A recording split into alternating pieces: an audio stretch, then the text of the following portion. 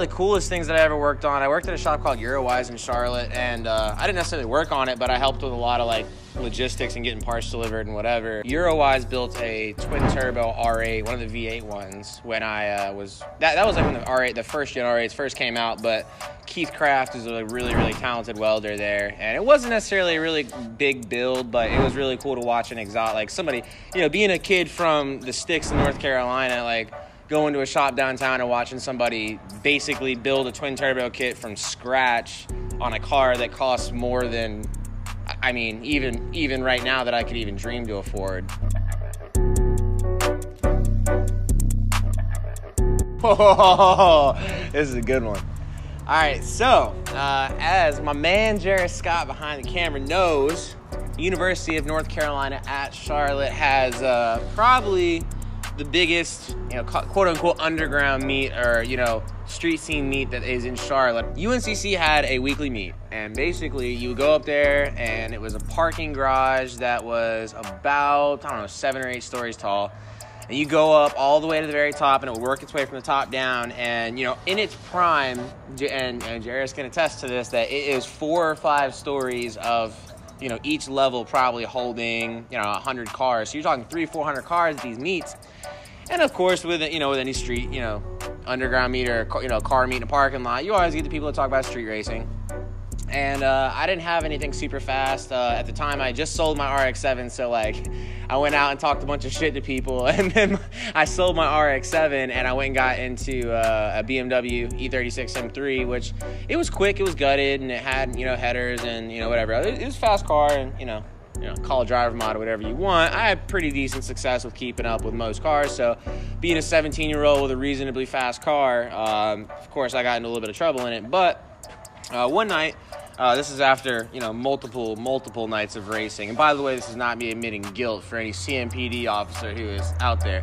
But there was certain individuals and certain vehicles who went out racing on the ring around Charlotte 485. And it was about, you know, from where we got on to where we got off was probably about 10 to 15 miles. Don't quote me on that, but about 10 to 15 miles.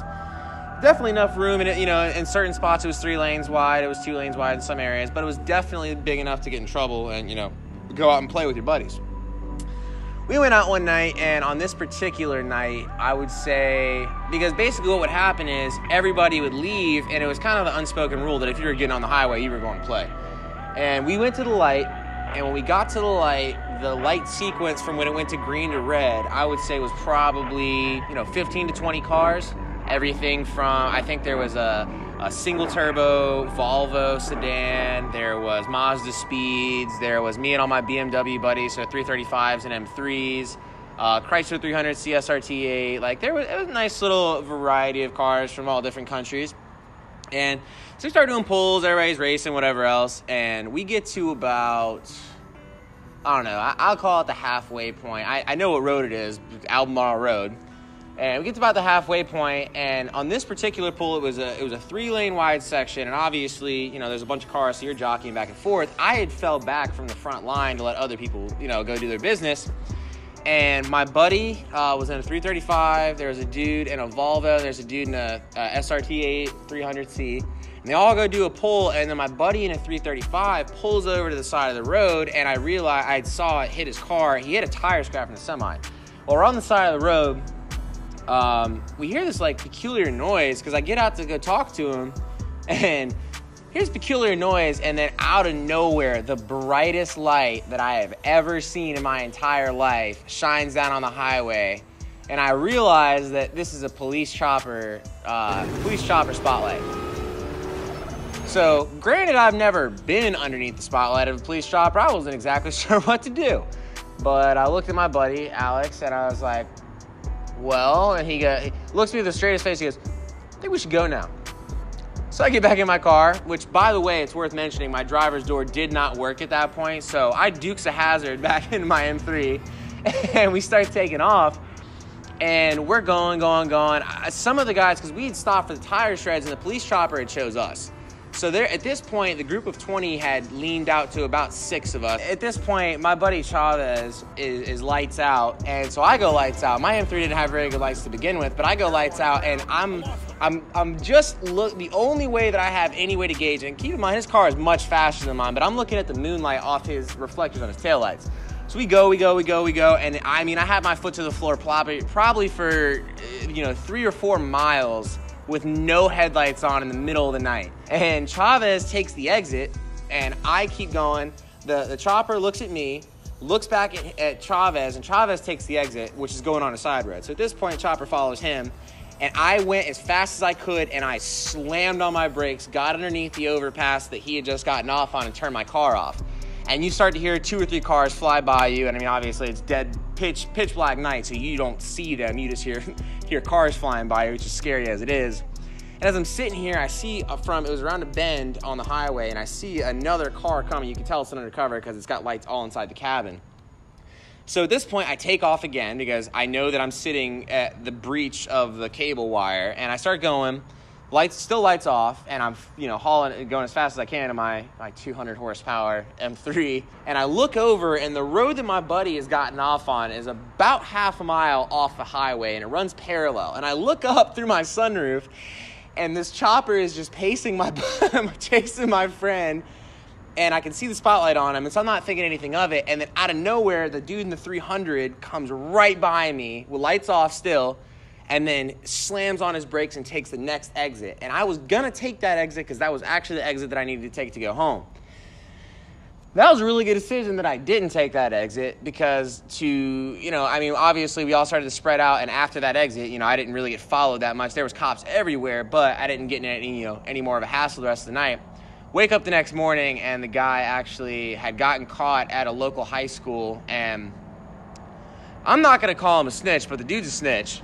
And basically sold all of us out, and for 3 or 4 weeks after that, we had cops at our houses doing VIN inspections. I got followed for months after that, and the dude went to jail with no license and was out at 4 o'clock the next morning with no charges. So, like I said, I'm not going to call anybody a snitch, but that dude was a snitch. So, got snitched on street racing after getting chased by a cop is my craziest story from the police.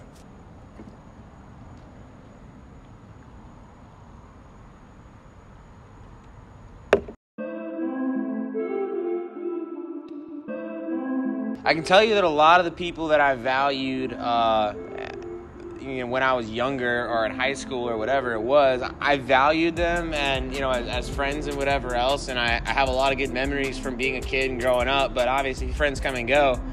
But I've been 22 now. So, I've been in the car scene since I was 15 or 16. And I have friends that, I call brothers, all the way from, I got people in New York, I got people in Maryland, Virginia, North Carolina, South Carolina, Georgia, Florida, Tennessee. I got, on the East Coast alone, I have a handful of buddies that I see on a yearly basis. And, even in Jacksonville, I just moved from Charlotte to Jacksonville about 1.5 years ago. I got friends that, I've met here in Jacksonville, Florida, which, I moved from Charlotte. I don't have any family in Florida. I don't have any friends. I ever worked in Florida. I've never, I had family in Tampa, but honestly, I don't think I had really been to the East Coast of Florida that much. And I moved down here, and I knew AJ Mabutis, Creamy Hecker, and Party Hard Jimmy Driscolli, both Jacksonville natives and residents.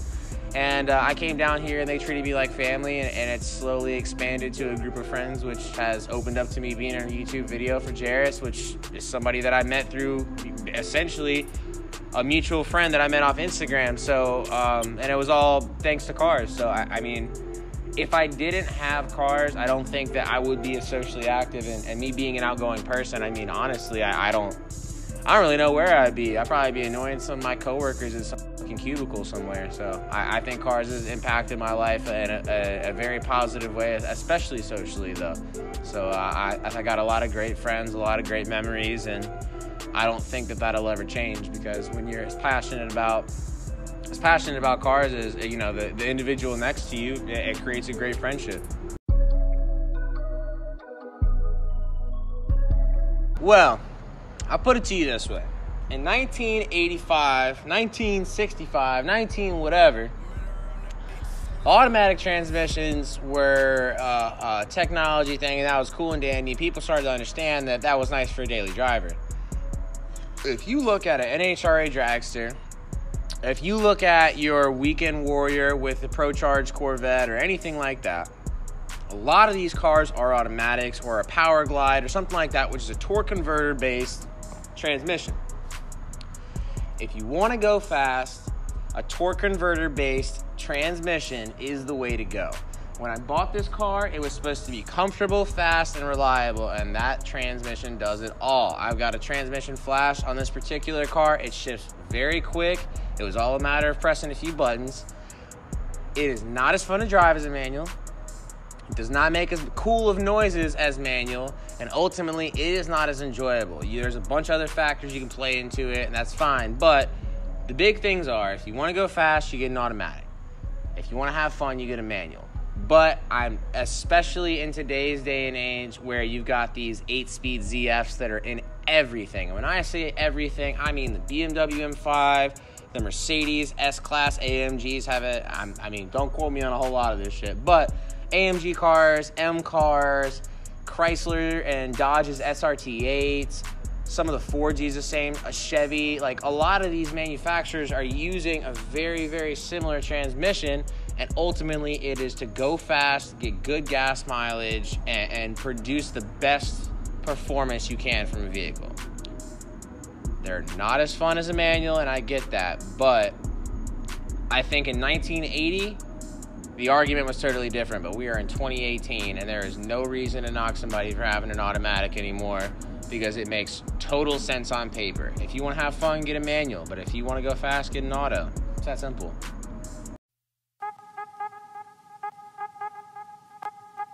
I got a bonus question. Oh, here, no. Pull a chair up right here. No, on video, you gotta pull a chair up, sit right here, and you gotta say, I got a bonus question.